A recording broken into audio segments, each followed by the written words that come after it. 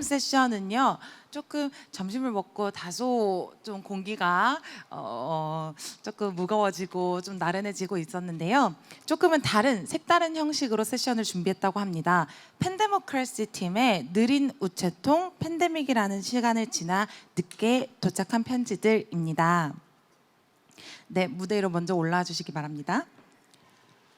팀 이름이 조금 독특하죠. 팬데모크래시, 바로 팬데믹과 데모크래시를 합친 단어라고 하는데요. 강원대학교의 치의학과 학생들이 얼마 전 우리가 겪은 팬데믹을 외교와 안보의 관점으로 해석하고 새로운 외교의 가능성을 전달한다고 합니다. 이번 세션은 네, 바로 시작할까요? 자, 그러면 라디오를 듣듯이 이번 세션 조용히 귀 기울여 주시기 바랍니다. 팬데모크래시의 무대를 시작하도록 하겠습니다. 안녕하세요. 2025 제주포럼 뉴스피스톡에 참여해주신 여러분 반갑습니다.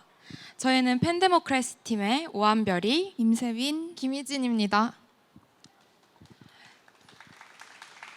저희는 현재 치과대학에 재학 중인 학생들이지만 팬데믹을 겪으며 단순히 치료의 기술을 넘어서 의료가 사회 전반 그리고 국제관계 속에서 어떤 역할을 할 수 있을지 고민해왔습니다. 특히 코로나19 시기의 의료 위기는 단지 의료 현장에만 머물지 않고 외교라는 커다란 무대와 맞닿아 있었습니다. 그 연결점에서 질문이 생겼습니다. 다음 팬데믹이 온다면 우리는 어떤 외교를 선택해야 할까요? 이 질문에서 시작된 고민을 담아 느린 우체통, 팬데믹이라는 시간을 지나 늦게 도착한 편지들이라는 제목의 라디오 형식의 세션을 준비했습니다. 그럼 지금부터 라디오 시작하겠습니다.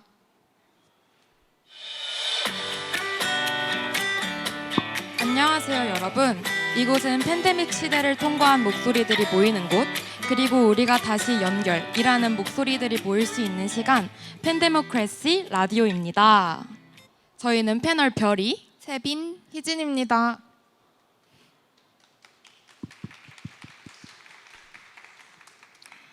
(2020년) 봄 전 세계는 동시에 멈췄습니다. 학교도, 공장도, 공항도 우리가 당연하게 여겨왔던 일상이 하루아침에 멈춰섰죠. 뉴스에서는 연일 확진자 수가 쏟아졌고 사람들은 마트에 줄을 서며 생필품을 사재기 했으며 마스크 하나를 구하지 못해 발을 동동 굴러야 했습니다. 어떤 이들은 갑자기 일자리를 잃었고 어떤 이들은 고향으로 돌아가지도 못한 채 도시 한복판에 고립됐습니다. 그날의 공기, 그날의 두려움, 그날의 불안, 아직도 생생하게 기억하실 겁니다. 하지만 그 속에서 누가 그 연결의 다리가 되었을까요? 바로 청년들입니다. 오늘 우리는 코로나 위기 속 외교의 작동 방식과 무엇보다 청년이 어떤 방식으로 세계를 움직였는지를 말해보려고 합니다. 오늘도 한 통의 사연으로부터 시작합니다. 이 우체통은 느린 우체통입니다. 코로나 시절 세계 곳곳에서 보내진 사연들이 시간을 건너 이제야 도착했어요. 오, 정말 많은 사연들이 도착했네요. 세빈 씨가 한번 사연 뽑아주시겠어요? 좋아요. 제가 한번 사연을 뽑아볼게요.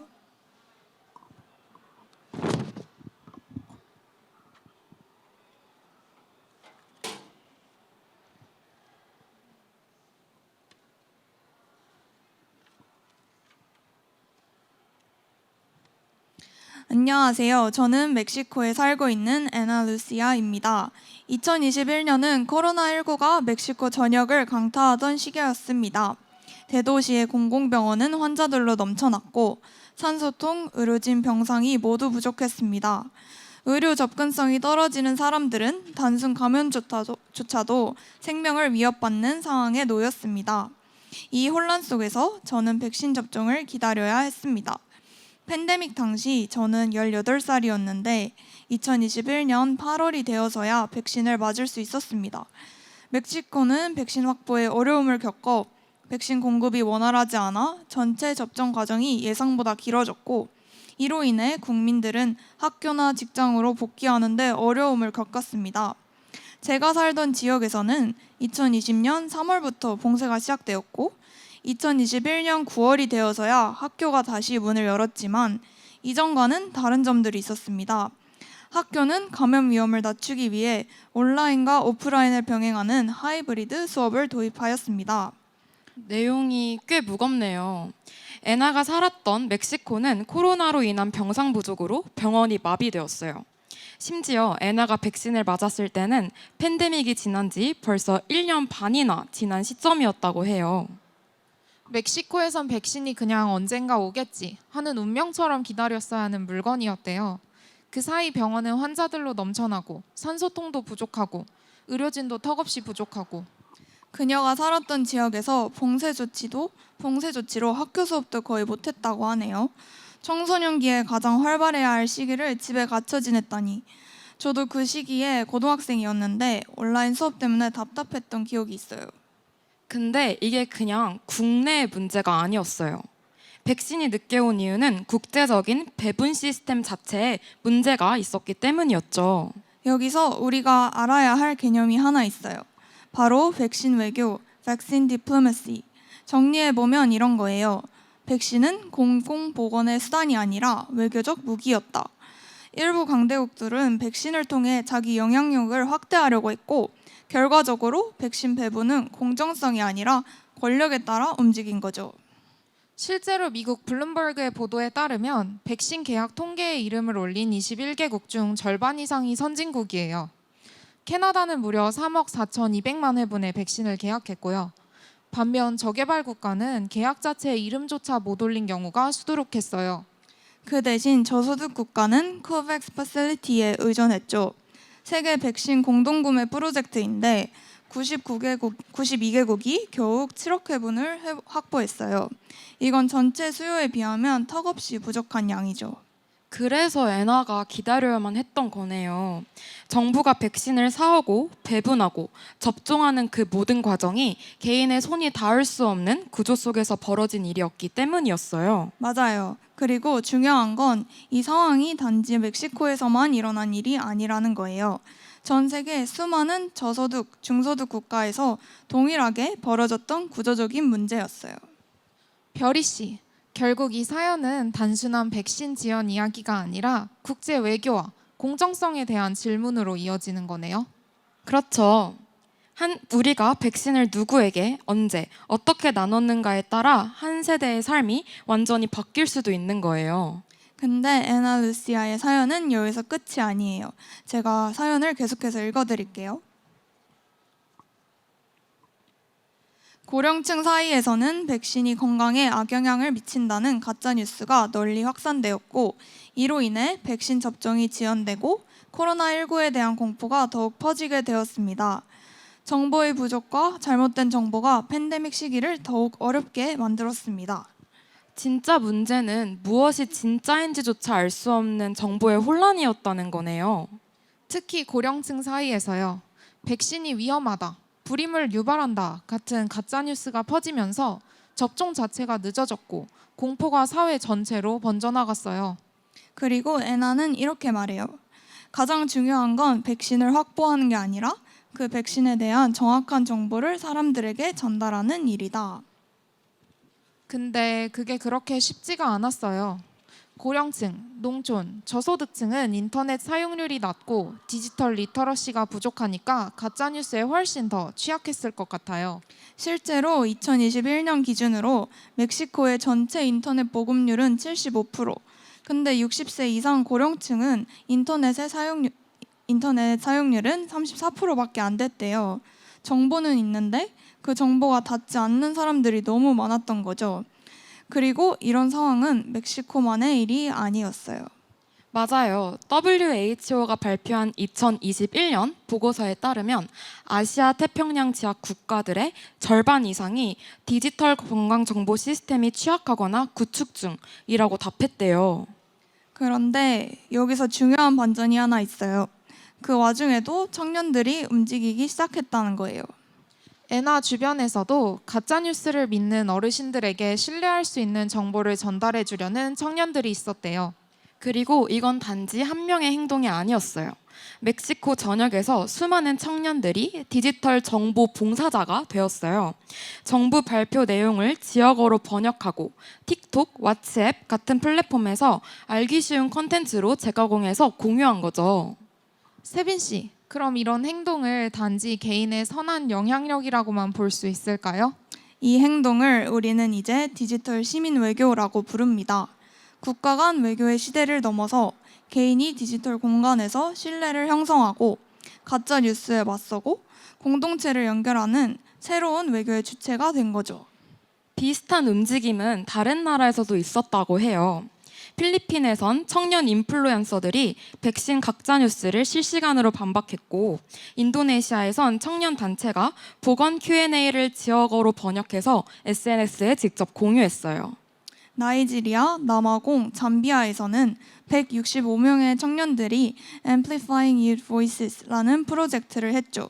TV 뉴스 방송에서 백신 정보 세션을 추가하거나 SNS를 전략해 신뢰할 수 있는 정보를 제공해서 백신의 인식과 수용성을 높이고자 하였습니다. 이런 활동은 국제기구도 주목했어요. 유니세프는 해시태그 Vaccines Work 캠페인, 유러피안 유니언은 Your Voice, Your Future 라는 프로젝트로 청년의 디지털 소통 역량을 반영하려 했어요. 이처럼 청년의 디지털 참여는 글로벌 공공외교의 새로운 가능성으로 평가받고 있어요. 희진 씨, 결국 애나의 사연은 멕시코의 이야기를 넘어서서 정보를 어떻게 다루느냐, 누가 그것에 접근할 수 있느냐가 생명과 직결될 수 있는 문제라는 걸 보여주는 거네요. 맞아요. 팬데믹은 건강의 위기이자 신뢰와 정보의 위기였고, 그걸 넘을 수 있는 유일한 길이 바로 디지털 리터러시와 공공외교의 강화였어요. 그리고 그걸 청년들이 먼저 시작했다는 사실. 그게 저는 참 뭉클하더라고요. 청년들이 정확한 정보를 구별하고 공유하는 힘을 갖는 것이 이제는 국제 외교를 움직일 수 있는 핵심 동력이 될 거라는 생각이 들어요. 오, 아직 편지들이 우체통에 많이 남아있는데요. 별이 씨가 사연 하나 더 뽑아주시겠어요? 네, 이번에는 제가 다른 편지를 하나 뽑아서 읽어보도록 할게요.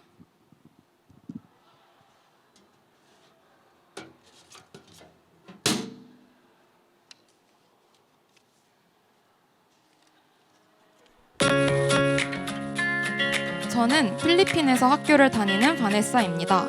팬데믹이 처음 발생했을 때 저는 아직 대학생이었고 집에서 6시간에서 8시간 정도 떨어진 곳인 다바오 시티에서 생활하고 있었습니다. 거주하던 도시에서 봉쇄 조치를 발표하기 시작했고 지방정부가 공식 지침을 공개하자 사람들은 급격히 공포에 휩싸였습니다. 특히 마스크를 포함한 생필품을 사재기하는 현상이 발생했고 하루 만에 매장의 선반이 텅 비어버렸습니다.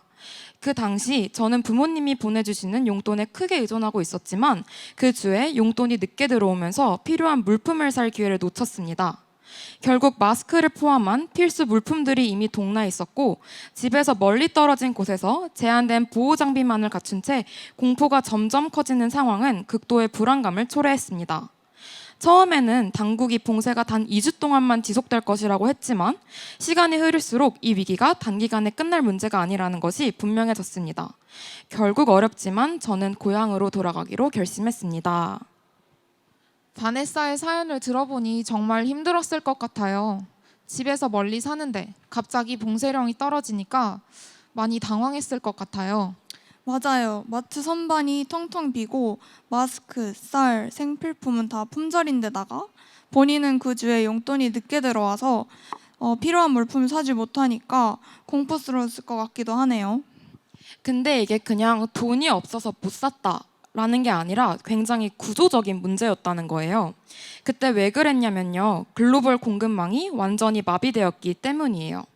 마스크나 의료 장비 같은 보건 물자들이 보통 중국, 인도, 베트남 같은 나라에서 수입되잖아요.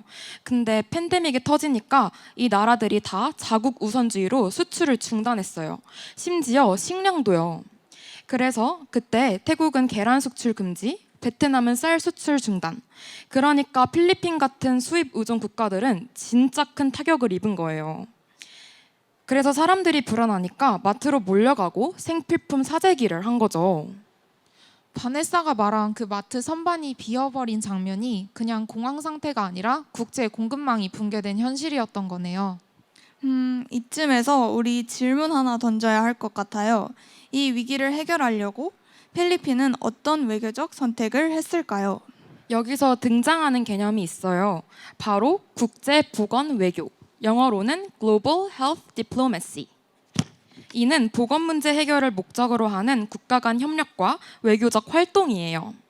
전염병처럼 국경을 넘는 위기에서는 각 나라가 협상하고 정책도 만들고 자원도 공유해야 하니까요. 실제로 필리핀은 두 가지 전략을 썼어요. 첫 번째는 아세안 물류회복 프레임워크예요. 이건 아세안 10개국이 만든 팬데믹 대응 계획인데 필수 물품을 그린레인으로 지정하여 국경을 넘을 수 있게 한 거예요. 마스크, 진단키트, 의약품, 농산물 이런 거요. 그러면 필수 물품들의 통관 절차를 간소화했으니까 물류 흐름을 최대한 막지 않게 되었겠네요. 맞아요. 이 덕분에도 다바오 같은 도시에도 일부 물자가 도달할 수 있었죠. 두 번째는 양자 외교예요. 특히 중국과의 협력을 통해 방역 물자를 수입했어요.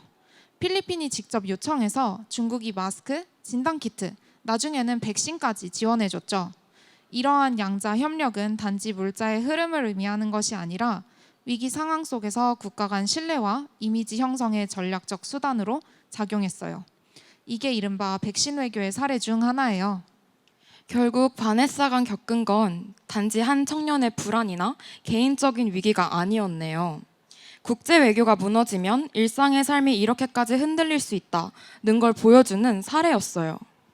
그러니까 팬데믹은 단순한 의학적 사건이 아니라 진짜 정치, 외교, 경제가 다 얽힌 초국가적 위기였던 거예요.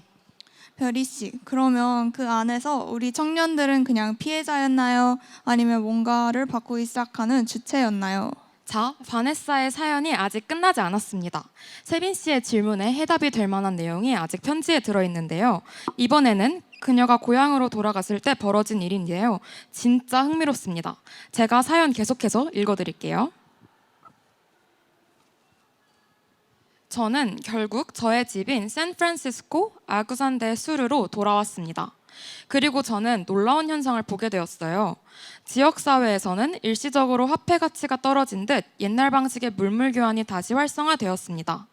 이웃들끼리 초콜릿 음료 여러 팩을 작은 선풍기와 교환하거나 통조림 몇 개를 다육식물과 맞바꾸기도 했습니다. 와, 21세기의 물물 교환이라니 정말 신기한 것 같아요. 이게 웃기게 들릴 수도 있는데 코로나 때 진짜로 화폐의 기능이 일시적으로 약화됐던 순간이 있었잖아요. 그런데 제가 알기론 이 물물 교환이 단순히 오프라인 거래가 아니었다는 게 더 흥미로워요. 맞아요. 이렇게 돈이 아닌 물건을 물건으로 교환하는 방식인 바터 방식이 디지털 공간으로 옮겨온 디지털 바터 방식으로 진화합니다. 사람들이 페이스북에 그룹을 만들고 쌀 한 포대 줄게요. 계란 10개 주세요. 이런 방식으로 글을 올리고 댓글 달고 거래가 이루어진 거예요. 이게 그냥 동네 몇 군데에서만 그런 게 아니었고요. 마닐라, 세부, 다바오 같은 대도시부터 시골까지 전국적으로 바터 커뮤니티 페이스북 페이지가 막 생겨났대요. 저도 이 실제 사례가 있나 궁금해서 찾아보니 실제로 마닐라에 사는 그레이스 라가데이라는 분이 있었는데 팬데믹 때 신생아를 위한 젖병과 수유 패드를 구할 수 없었다고 해요.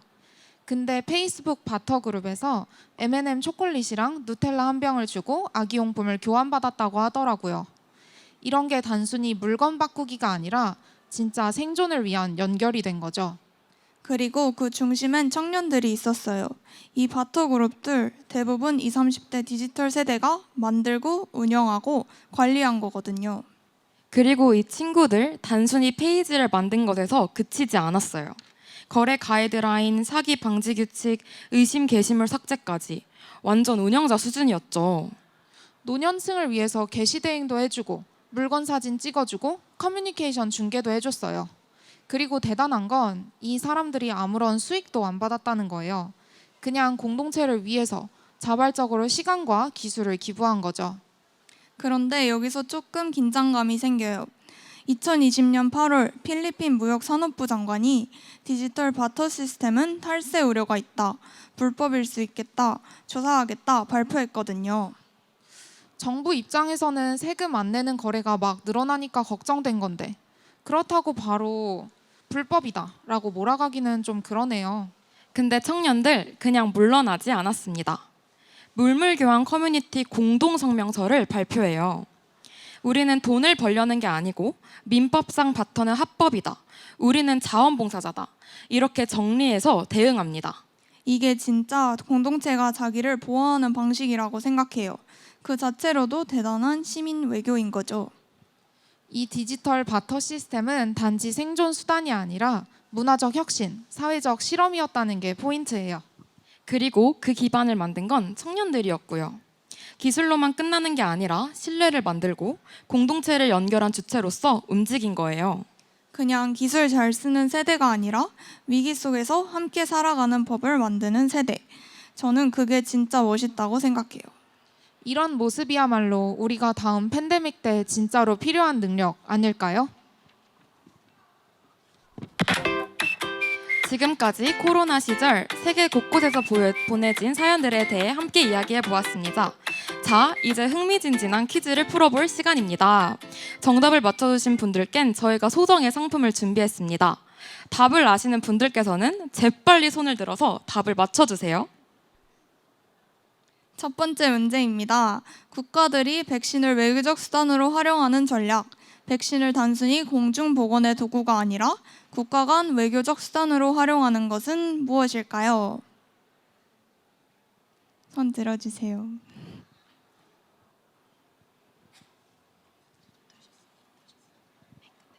검정색.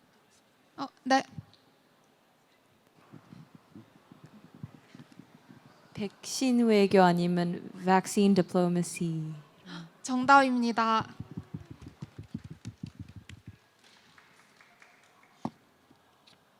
두 번째 문제입니다. 신뢰와 정보의 위기로서의 팬데믹을 해결하기 위한 방법은 바로 이것과 공공외교의 강화이다. 이때 빈칸에 들어갈 단어는 무엇일까요?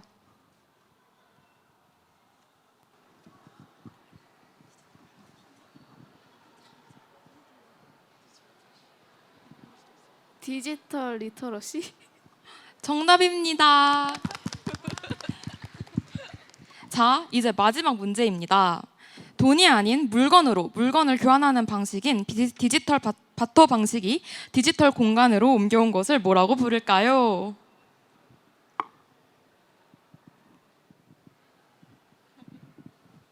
디지털 바터 방식? 디지털 마터 정답입니다.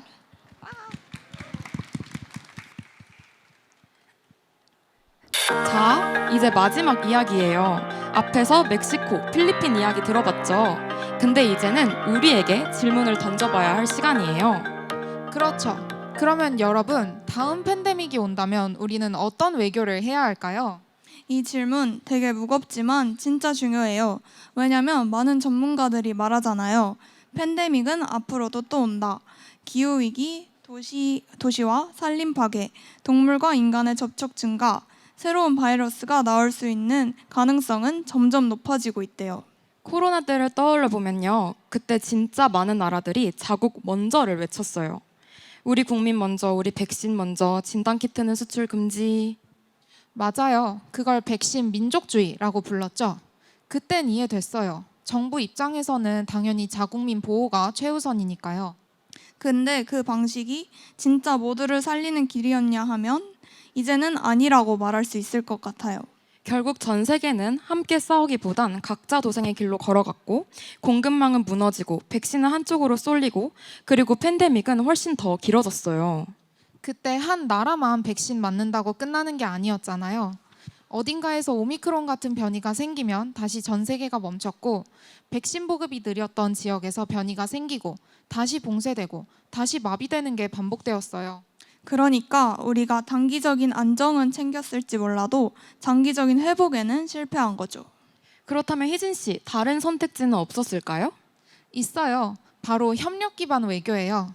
다 같이 백신을 개발하고 정보를 공유하고 자원을 나누는 방식이죠. 이게 이상적인 말 같지만 사실 훨씬 효율적이고 현실적인 전략이었어요. 어떤 나라들은 이런 협력 덕분에 진짜 위기에서 버틸 수 있었잖아요. 물론 협력 외교가 더 어렵긴 할 것 같아요. 정치적 부담도 있고 국가 간 신뢰가 있어야 작동하니까요. 그리고 협력에는 시간이 걸리죠. 근데 그게 진짜 회복으로 가는 길이에요. 생각해보세요. 다음엔 팬데믹 하나만 오는 게 아니에요. 기후위기, 식량 부족, 감염병, 난민 이슈. 다 같이 오면 절대 혼자 못 버텨요. 그래서 청년분들께 묻고 싶습니다. 지속 가능한 미래를 위해 우리는 어떤 외교를 선택해야 할까요? 국경 안에만 머무를 것인가요? 아니면 국경을 넘어 함께 살아남을 것인가요? 청년 세대로서 저희는 이렇게 생각해요. 이제는 협력 외교를 해야 할 때입니다. 이건 그냥 이상이 아니고 현실적이고 전략적이고 인간다운 선택입니다. 지금까지 저희와 함께 팬데믹 속 두 가지 이야기, 그리고 그 안에 담긴 외교의 의미에 대해 살펴보았습니다. 혼란 속에서 누구도 완벽하진 못했지만 우리가 함께 고민하고 질문했던 그 시간들은 분명히 의미 있었던 것 같아요. 여러분들은 어떤 외교를 상상하시나요? 그리고 다음 위기 속에서 우리는 어떻게 연결되어 있을까요? 그 질문을 마음속에 담고 오늘의 라디오는 여기서 마칩니다. 들어주신 모든 분들 감사합니다. 그리고 다음 세대를 위한 더 나은 외교를 향해 우리 계속 이야기 나눠요. 지금까지 패널 별이 세빈 희진이었습니다. 감사합니다.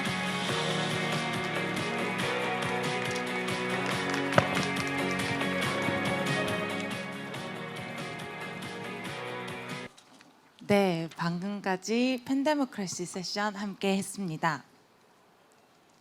조심히 무대에서 내려와 주시면 감사드립니다.